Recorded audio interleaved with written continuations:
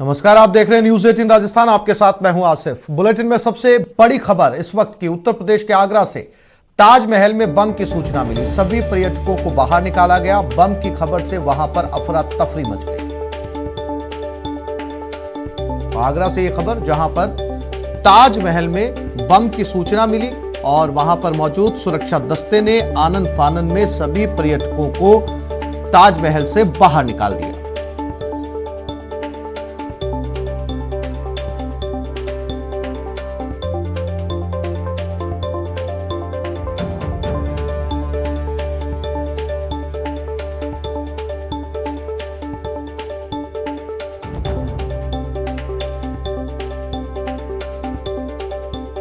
तो आगरा से ये खबर इस वक्त मिल रही है और सुबह सुबह पर्यटक ताजमहल देखने के लिए पहुंचे थे।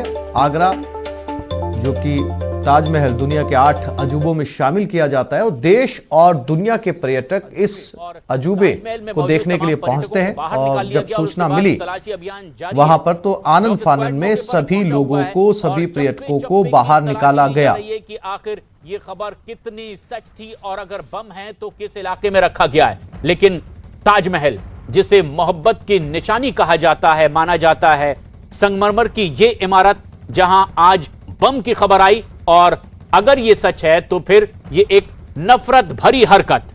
ये सीधी तस्वीरें इस वक्त हमारे दर्शक देख रहे हैं, ताजा तस्वीरें हैं इस वक्त, जहां आगरा में बम की खबर के बाद सुरक्षा एजेंसियां और चौकन्नी हो गई है। डॉग स्क्वाड मौके पर पहुंचा हुआ है और तलाशी ली जा रही है। चप्पे चप्पे पर सुरक्षा के और ज्यादा पुख्ता इंतजाम किए गए हैं, जबकि विदेशों से बड़ी तादाद में लोग आगरा पहुंचते हैं ताजमहल के दीदार के लिए। ऐसे में लोगों को नुकसान पहुंचाना भी एक मकसद हो सकता है। अजीत, लेकिन क्या ये एजेंसीज जो इस पूरी तफ्तीश में, छानबीन में, पड़ताल में जुटी हुई हैं, वो बता पा रही हैं प्राथमिक तौर पर उन्हें क्या महसूस हो रहा है? क्या अफरा तफरी मचाने के लिए इस तरह के फर्जी कॉल्स भी ये हो सकते हैं? देखिए, बिल्कुल पुलिस इस एंगल पे भी जांच हो रही। कभी कभी फर्जी सूचनाएं भी डायल 112 पर लोग दे देते हैं और जो बाद में जांच होती है तो गलत निकलती है। तो पुलिस इस एंगल पे भी जांच करी कि आखिर वो कॉल कहां से आई थी डायल 112 पर। उस नंबर की भी पुलिस तलाश कर रही है, उस व्यक्ति की तलाश कर रही है जिसने सूचना दी थी। फिलहाल जो सबसे बड़ी प्राथमिकता वो यही थी कि ताजमहल के अंदर जो पर्यटक थे उनको बाहर निकाल लिया जाए।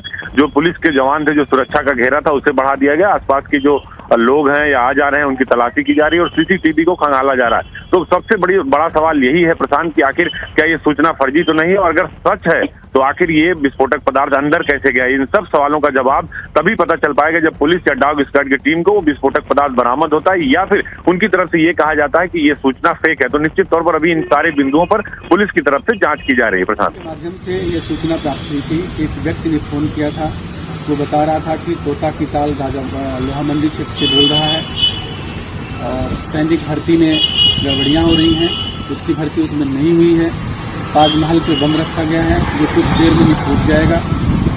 इस संबंध में सूचना प्राप्त होते ही तत्काल सीओ सदर के नेतृत्व में ताजमहल के आसपास छानबीन की जा रही है। सीआईएसएफ को अलर्ट कर दिया गया है।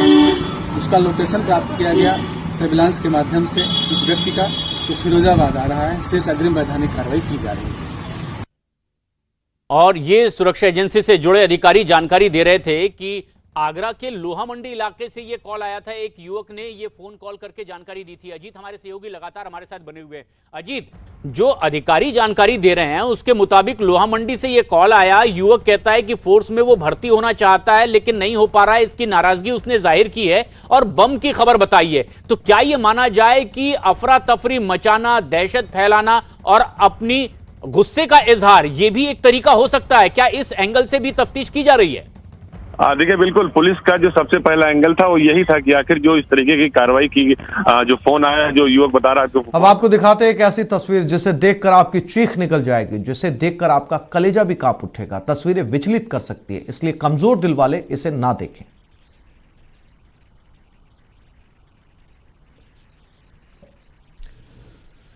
दिल दहला देने वाला ये सीसीटीवी ओडिशा के संबलपुर से आया है। देखिए, यहां पर इस रेलवे स्टेशन पर लोग पटरी को क्रॉस कर रहे हैं, लेकिन इस शख्स को जो आराम से पटरी क्रॉस कर रहा है, बिना देखे पटरी पर उसकी मौत आ रही है। शख्स ने आने वाली ट्रेन की तरफ ध्यान नहीं दिया, जिसके बाद यह तेज रफ्तार ट्रेन की चपेट में आ गया। रेलवे स्टेशन पर भी जिस किसी ने देखा यह हादसा, उसकी चीख निकल गई। हमारी आपसे अपील है कि आप हमेशा ट्रैक पर बने रेलवे ब्रिज का इस्तेमाल करें, केवल उसी से एक प्लेटफॉर्म से दूसरे प्लेटफॉर्म तक जाएं। ऐसी गलती ना करें जिससे आपकी जान पर बन आए।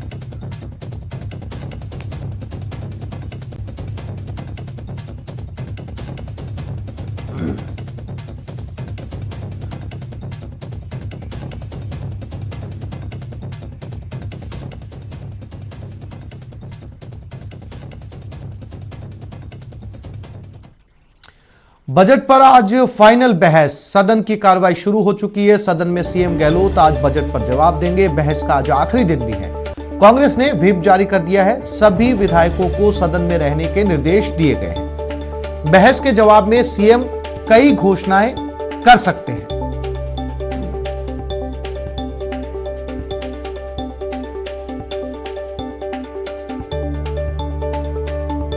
राजस्थान की जनता को अब इस मुख्यमंत्री जी से और इस सरकार से कोई उम्मीद नहीं बची है। ये इनका 13वां बजट है और मैं बता सकता हूं कि 1999 के पहले बजट की पहली घोषणा भी आज तक बाकी है।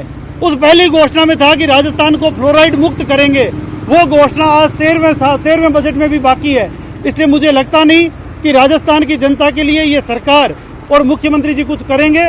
ये केवल थोथा बजट है और राजस्थानी में कहावत है कि थोथा चना बाजे गना। तो ये केवल बजट बज रहा है, बाकी बजट में कोई आनी जानी नहीं है। यदि मुख्यमंत्री जी बजट पे जवाब ही देना चाहते हैं तो राजस्थान की जनता त्राही त्राही कर रही है, वेट को घटाएं। राजस्थान के जो फ्लोराइड मुक्त राजस्थान करने की बात थी, वो राजस्थान को फ्लोराइड मुक्त करने का संकल्प लें। सदन में विधायकों ने ये निर्णय किया था कि हम क्षमा याचना नहीं करेंगे। उसके बाद नेतृत्व ने जिन परिस्थितियों में किया, मैं एक अनुशासित सिपाही होने के नाते उस पर टिप्पणी नहीं करूंगा, लेकिन मैंने माफी नहीं मांगी और मैंने ऐसा कोई कृत्य भी नहीं किया जिसके आधार पर मुझे माफी मांगी जाए। और साथ में मैंने राष्ट्रवादी संगठनों के मुद्दे पहले भी उठाए हैं और मैंने 1 तारीख को भी उठाया और ऐसे मुद्दे मैं हमेशा उठाता रहूंगा। आज सदन के नेता बजट के ऊपर रिप्लाई देंगे, लेकिन उनकी रिप्लाई पहले से ही तय है और मैं अभी आपके माध्यम से राजस्थान की जनता को मैं बताना चाहूंगा कि उनकी रिप्लाई में क्या आएगा। जितने भी मान्य सदस्य बजट के अंदर, चाहे सत्ता पक्ष के हो चाहे प्रतिपक्ष के हो, जिन्होंने भी अपने क्षेत्र के मुद्दे उठाए, उन मान्य सदस्यों की एक की भी रिप्लाई के अंदर हिस्सा नहीं होगा। और रिप्लाई के अंदर हिस्सा क्या होगा? देश के अंदर 2 व्यक्तियों की सरकार है, लोकतंत्र खतरे के अंदर है, असहिष्णुता का माहौल है, संवैधानिक संस्थाओं के ऊपर हमले हो रहे हैं। आप इस तरीके की राजनीति करते हो, गाय की राजनीति करते हो, धर्म की राजनीति करते हो। सिर्फ मुख्यमंत्री जी इन्हीं शब्दों का प्रयोग बजट रिप्लाई के अंदर करेंगे। मुझे गर्व है ये कहते हुए, क्योंकि मैंने पिछला 5 वर्ष भी देखा था बीजेपी काल का, तो एक भी घोषणा, एक भी नाम मात्र की घोषणा मेरे विधानसभा क्षेत्र बानसूर में नहीं की गई थी। लेकिन अब का जो बजट है राजस्थान कांग्रेस सरकार का, माननीय मुख्यमंत्री अशोक गहलोत जी का जो बजट है, कोई वर्ग ऐसा अनटच नहीं है जहां की बजट नहीं पहुंचा हो। देखिए, बजट पे आज सीएम साहब रिप्लाई देंगे। ऑलरेडी मैं कह चुका हूं कि लास्ट ईयर जो बजट था उसमें केंद्र सरकार ने 30% बजट कोरोना की वजह से काटा। आज उस कटने से करीब राजस्थान को जीएसटी का 14,000 करोड़ रुपया नहीं मिला। 14,000 करोड़ रुपया वो नहीं मिला और दूसरा रुपया जो राजस्थान को नहीं मिला, जो कि जीएसटी का 14% कंपनसेशन। जो बजट पेश किया उसमें 1 रुपए का भी टैक्स नहीं लगाया, हर वर्ग को बड़ी राहत दी। ऐसा कोई सेक्टर नहीं बचा, कर्मचारी, व्यापारी, मजदूर, किसान, झोपड़ी, खेत खलियान, व्यापारी, ट्रांसपोर्टर, एक्सीडेंट हो जाए तो जो घायल को लेकर जाएगा उसको 5100 रुपए की सहायता। कोई सेक्टर आप मुझे बता दो जो बचाओ। बजट कभी कांग्रेस और बीजेपी में तोल कर नहीं देखा जाता, लेकिन हिंदुस्तान में अब वो वक्त आ गया है जब ये फैसला हो जाना चाहिए। एक तरफ गहलोत सरकार का बजट है दूसरा, और दूसरी तरफ मोदी सरकार का बजट है। मेरी खुली चुनौती है बीजेपी के नेताओं को, बड़ी बड़ी बातें करते हैं, झूठ बोलते हैं, पाप लगेगा इन बीजेपी वालों को। आप बताओ, पेट्रोल डीजल में एक्साइज ड्यूटी इतनी बढ़ा दी, आजादी के बाद पहली बार इतनी एक्साइज ड्यूटी बढ़ी है। जब क्रूड ऑयल अंतर्राष्ट्रीय मार्केट में सस्ता हो रहा तब आप एक्साइज ड्यूटी बढ़ाकर पेट्रोल डीजल महंगा कर रहे हो और पाप के सारे रिकॉर्ड तोड़ दिए। आपने सिलेंडर की सब्सिडी खत्म कर दी, 300 रुपए सिलेंडर पर बढ़ा दी, हर चीज महंगी हो गई। महंगाई से लोग आत्महत्या कर रहे हैं, बेरोजगारी से लोग आत्महत्या कर रहे हैं। यदि बीजेपी के नेताओं में दम है, प्रदेश वालों में, जहां चाहे वहां बहस करने को तैयार हूं। ये फेल हो जाएंगे। अंदर में जब बोलता हूं गैस सिलेंडर पे एक आदमी खड़ा नहीं होता, आग नहीं लगती इनके। इनकी आत्मा मर चुकी है बीजेपी के नेताओं की। बड़ी बड़ी बातें करते हैं, थोता चना बाजे घना, पूरा हिंदुस्तान कह रहा थोता चना यदि कोई है तो बीजेपी की सरकार है, मोदी जी है। उनको किसान का दर्द दिखाई नहीं देता, 250 किसानों की मौत दिखाई नहीं देती, उनको गैस सिलेंडर की महंगाई दिखाई नहीं देती, उनको पेट्रोल डीजल की महंगाई दिखाई नहीं देती। हिंदू और मुसलमान में दंगे कराओ, आग लगाओ, झगड़ा करवाओ और वोट ले जाओ। गहलोत सरकार और मोदी सरकार में अंतर है। अशोक गहलोत काम के आधार पर, अपने घोषणा पत्र को इम्प्लीमेंट के आधार पर, जनता के दुख दर्द को समझकर उनकी समस्याओं के समाधान के आधार पर राजनीति कर रहे हैं। और एक बात आप तय कर लीजिए, इस देश में सरकार हमारी हो या बीजेपी की, लोगों की मॉरल ड्यूटी बनती है कि नजरिए को समझे, एक तराजू में हमारी सरकार को रखे, एक में मोदी सरकार को रखे, तोले परखे और देखे वादे किसने पूरे किए। यदि हमने वादे पूरे किए तो हमारे साथ खड़े हो, और इन्होंने वादे पूरे किए तो इनके साथ खड़े हो। इन्होंने तो एक भी वादा पूरा किया नहीं और ना ये करेंगे। इनका एजेंडा फिक्स है, हिंदू मुसलमान सिख ईसाई को लड़ाओ। जनवरी 2021 तक उपकरणों के अभाव में बंद थी। अब नवीन उपकरण उपलब्ध कराकर इसे 19 जनवरी 2021 से प्रारंभ कर दिया गया है तथा दिनांक 1 मार्च 2021 तक कुल 52 यूनिट रक्त ब्लड रोगियों को दिया जा चुका है। औषधि एवं प्रसाधन सामग्री अधिनियम 1940 के अनुसार बीएसयू में वार्षिक खपत 2000 यूनिट से ज्यादा होने पर ब्लड बैंक की स्थापना की जाती है। आगामी वर्षों में ब्लड स्टोरेज यूनिट में खपत वित्तीय संसाधनों की उपलब्धता एवं गुणागुण के आधार पर ब्लड बैंक स्थापित करने पर विचार किया जा सकेगा। अध्यक्ष महोदय, मेरे नवलगढ़ की राजकीय चिकित्सालय में 100 बेडेड अस्पताल है। माननीय मंत्री जी ने खुद ने माना है कि 53.58% रही है अभी जो ऑक्यूपेंसी थी वो 2020 में। पूरे जिले में सबसे ज़्यादा बेड फुल मेरे नवलगढ़ में रहते हैं। आसपास के सभी क्षेत्रों के लोग वहाँ पे इलाज कराने के लिए आते हैं क्योंकि वहाँ पे चिकित्सकों की खूब नियुक्ति कर दी मंत्री जी ने। मैं निवेदन करना चाहूँगा कि इसका एक तो बेड बढ़ाया जाए। दूसरा, मैं आपसे एक प्रश्न है मेरा कि मातृ शिशु व अंदर की लड़ाई में फंसी हुई है वसुंधरा जी का कौप, इनको भोजन इनको झेलना पड़ रहा है। और अब वक्त आ गया है जब ये खुद आगे बढ़कर वसुंधरा जी को मिठाई परोस रहे हैं, राजी कर रहे हैं, क्योंकि इनके घर के अंदर झगड़ा बहुत भारी है। और वो झगड़ा आंदोलन करते हुए ये निपटाते, आंदोलन में भीड़ जुटा नहीं पा रहे, सब चुनाव ही हार गए, विपक्ष की भूमिका निभा नहीं रहे, इधर उधर की बात करते हैं लेकिन झूठी बात करते हैं। अब ये झूठ चलने वाला नहीं है। बजट में हम आगे हैं, काम में हम आगे हैं, सच्चाई और ईमानदारी में आगे। बिल्कुल, वो लड़ाना सबका हक है और उनको लड़ाना चाहिए। और मैं ये मानता हूं कि हर पार्टी डेमोक्रेटिक सिस्टम में आकर चुनाव लड़ती है और ये चुनाव लड़ना उनका अधिकार है। एनसीईआरटी की एक किताब है इतिहास की, उसमें ये लिखा हुआ है कि औरंगजेब ने पहले मंदिर तोड़े और मंदिरों के लिए बाद में ग्रांट दिया, और जब एक आरटीआई कार्यकर्ता ने आरटीआई लगाई तो एनसीईआरटी कहती है कि ऐसा कोई रिकॉर्ड हमारे पास नहीं है। तो आपको लगता है कि जिस तरीके से एनसीईआरटी का सारा इतिहास का काम जो टेक्स्ट हुआ है वो एक आइडियोलॉजी से प्रभावित था? क्या कहेंगे आप कांग्रेस की सरकार के टाइम? देखिए, एक बात आप मानकर चलिए कि ये जो एनसीईआरटी का और ये जो पाठ्यक्रम का मामला है, ये मामला ऐसा है कि जिसमें हिस्ट्री के नॉर्म्स भी बने हुए हैं। 41 एमसीएच यूनिट पूरे राजस्थान में अभी संचालित है। तो माननीय मुख्यमंत्री महोदय से मैं माननीय सदस्य की भावना पहुंचाऊंगा और हम प्रयास करेंगे कि वहां एमसीएच विंग भी जल्दी काम करना शुरू कर दे। जहां तक ब्लड बैंक की बात है, ये ब्लड बैंक जो स्टोरेज के रूप में वहां काम कर रहा है वो तो पूर्ववर्ती सरकार के समय में बंद हो गया था। माननीय अध्यक्ष महोदय, माननीय सदस्य ने अपने विधायक कोष से पैसा दिया। तो सीएम गहलोत आज बजट पर जवाब देंगे। न केवल विपक्ष बल्कि उनकी अपनी पार्टी के विधायक भी जो है वो कुछ मांगे उनके साथ कर सकते हैं। हमारे साथ बाबूलाल धायल इस समय लाइव जुड़े हुए हैं। बाबूलाल, क्या तस्वीरें हैं विधानसभा के अंदर की? माननीय अध्यक्ष महोदय, झालावाड़ जिले में 6 नई ग्राम सेवा सहकारी समितियां क्रमशः खेड़ला, नसीराबाद, कामखेड़ा का बजट दिया और सब लोगों ने बजट की सराहना की। अब एक बार फिर वो आपके सामने है, तो रिप्लाई इतना अच्छा बजट आया है। अब रिप्लाई कुछ भी आए, लेकिन जादूगर की जादूगरी का जवाब ही नहीं दे पाए। ये खुद कहते हैं ये जादूगर है, खुद बीजेपी वाले कहते हैं। अब उन्होंने मान भी लिया और प्रदेश की जनता ने देख भी लिया। कांग्रेस और बीजेपी दोनों इतने अच्छे बजट की उम्मीद नहीं कर रहे थे जितना अच्छा बजट मुख्यमंत्री जी ने दिया है, इसलिए रिप्लाई भी वैसा ही होगा। वो खिलाड़ी हैं खुद ही। आप बीजेपी कह रही कि थोती घोषणाएं हैं, जमीन पर उतर नहीं पाएंगी, बहुत पैसा चाहिए। कैसी बात कर रहे हो? थोती घोषणाएं, टैक्स में रिबेट होती है क्या? टैक्स तो सरकार ले रही थी, उसको कम कर दिया, उसी में खेलो। हम यही तो कह रहे हैं कि एक्साइज ड्यूटी कम कर दो, पेट्रोल डीजल पे, सिलेंडर पे सब्सिडी देना चालू कर दो, सस्ते हो जाएंगे। तो बीजेपी तो खुद थोते चने बीजेपी वाले हैं, पूरा देश देख रहा है। जो बोलते ही बोलते हैं, चुप ही नहीं होते। आजकल मोदी जी जब बोलते हैं तो लोग टीवी बंद कर देते हैं, परेशान हो गए लोग।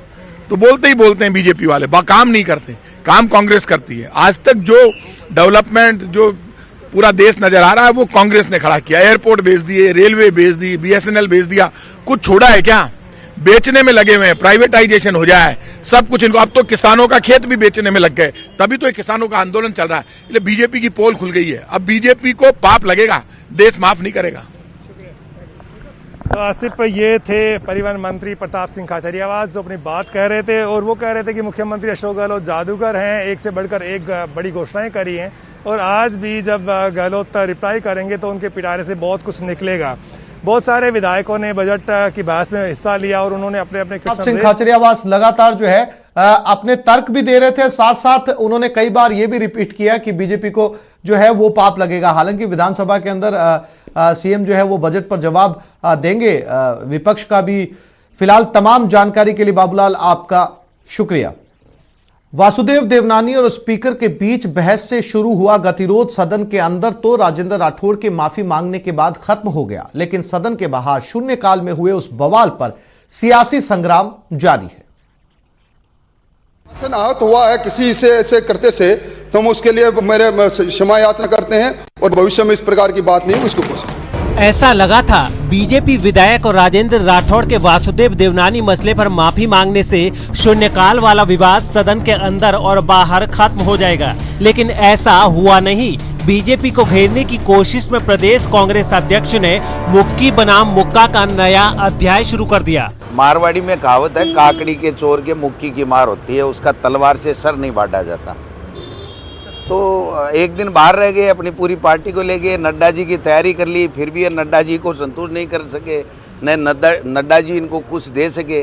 गोविंद सिंह डोटासरा के इस बयान पर बवाल मचना लाजमी है और बीजेपी ने भी डोटासरा को उन्हीं की भाषा में जवाब भी दे दिया। सरकार के दो मंत्री बहुत अधिक बड़बोले हैं, एक शिक्षा मंत्री और एक परिवहन मंत्री, और जिन्होंने जो शब्द कहे हैं वो आने वाले चारों उपचुनाव के अंदर पता लग जाएगा कि किस तरीके से ये सरकार बेईमानी के आधार के ऊपर सत्ता के अंदर आई थी, और बेईमान लोगों के मुक्के की चोट जनता अपने मत के माध्यम से करेगी तो निश्चित रूप से सरकार को पता चलेगा। बात माफी की नहीं थी और किसी तरीके के अहम की बात नहीं थी, न स्पीकर महोदय की तरफ से थी न सदस्य की तरफ से।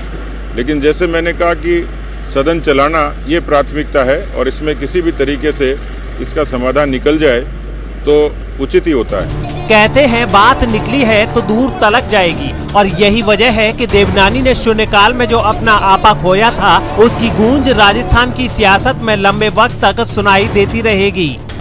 बाबूलाल धायल, न्यूज 18 राजस्थान, जयपुर।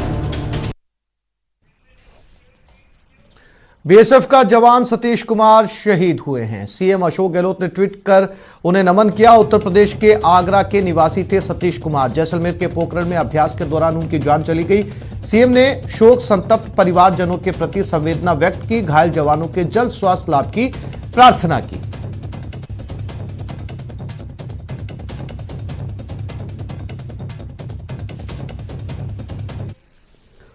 श्रीगंगानगर में खूब लात घूसे चले। दो गुटों के बीच ये लात घूसे चले। लात घूसों के साथ लाठियां भी चल निकली। किसी पक्ष ने अब तक मामला दर्ज नहीं करवाया। सोशल मीडिया में ये वीडियो खूब वायरल हो रहा है। श्री विजयनगर के परशुराम चौक की ये घटना बताई जा रही है।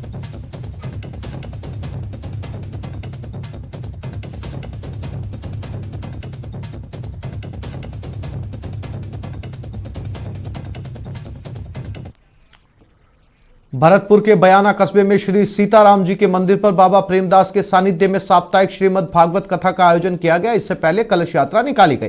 कलश यात्रा में भजनों की गूंज से माहौल भक्तिमय हो गया। भगवताचार्य पंडित श्री भगवान शास्त्री चचोंद वालों की नेतृत्व में गांव की परिक्रमा करते हुए कलश यात्रा कथा पंडाल पहुंची।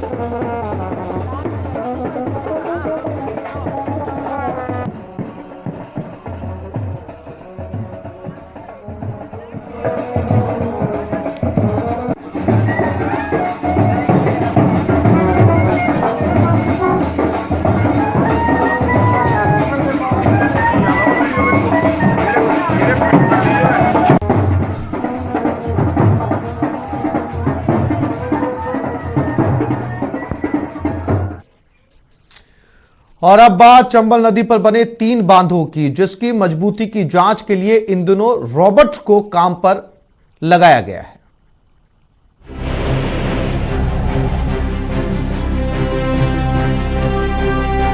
पानी के नीचे पीले रंग की जो मशीन नजर आ रही है, असल में वो एक रोबोट है।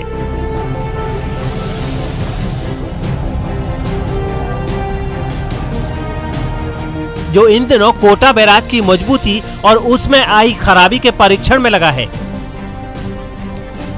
ये पहली बार है जब चंबल नदी पर बने 3 बड़े बांध राणा प्रताप सागर, जवाहर सागर और कोटा बैराज के पानी के भीतर की मजबूती और डैम के मौजूदा हालात की जांच कोई रोबोट कर रहा है। बागी बॉडी में और इसके जो स्लूस हैं जो बंद पड़े हुए हैं, क्या प्रॉब्लम है बॉडी में, कहीं कोई डैमेज तो नहीं हुआ, कोई सिल्ट विल्ट कितने जमी हो रही है, उन सभी की स्टडी के लिए अंडर वाटर वीडियोग्राफी हम लोग रिमोटली ऑपरेटेड व्हीकल से करवा रहे हैं। जिस रोबोट को पानी के नीचे उतारा गया, उससे चेन्नई से आई एक्सपर्ट्स की एक टीम अपने साथ लाई है। आपको बता दें कि ड्रिप डैम रिहैबिलिटेशन इंप्रूवमेंट योजना के तहत छोटे बड़े बांधों का जीर्णोद्धार होना है। जीर्णोद्धार से पहले बांधों के मौजूदा हालात की जांच रोबोट कर रहा है। रोबोट पानी के भीतर वीडियोग्राफी के साथ ही हर नुकसान की जांच कर रहा है। बांध की जांच के लिए रोबोट 24 घंटे पानी के अंदर रहकर अपना काम कर रहा है। हम लोग अभी बीच में जाएगा, जो कुछ कंक्रीट का स्ट्रक्चर है, वॉल स्ट्रक्चर, सरफेस है, प्लेन या टेढ़ा वगैरह कुछ रहेगा, तो तब समय तो AROV हम लोग नीचे डालेगा और नीचे डाल के सीधा वो हम ROV को स्ट्रक्चर के पास लेके चलेगा। फिर वहाँ से हम लोग ये जो बोलेगा कैमरा, एक कैमरा से हम लोग को विजिबल चलेगा। इसका कनेक्शन सेटअप पूरा ये जो कमांड मॉड्यूल बोलेगा इससे आ जाएगा, मतलब सर्किट कनेक्शन से आ जाएगा। जो कुछ इसमें दिखाएगा, मतलब जो कुछ हम नीचे, मतलब कितने नीचे तक हम जाना है वो सब, तो वो इसमें वीडियो कैप्चर हो जाएगा। आपको बता दें कि चंबल नदी पर बने बांधों की उम्र 60 साल से ज्यादा हो गई है, लिहाजा इनकी मजबूती की जांच जरूरी है। पहले भी इसकी जांच हुई है, लेकिन उस वक्त उसकी प्रक्रिया बहुत धीमी थी और उसके रिजल्ट में भी देरी आई थी। लेकिन अब रोबोट की मदद से जांच भी जल्दी होगी और रिजल्ट भी जल्दी मिलेगा।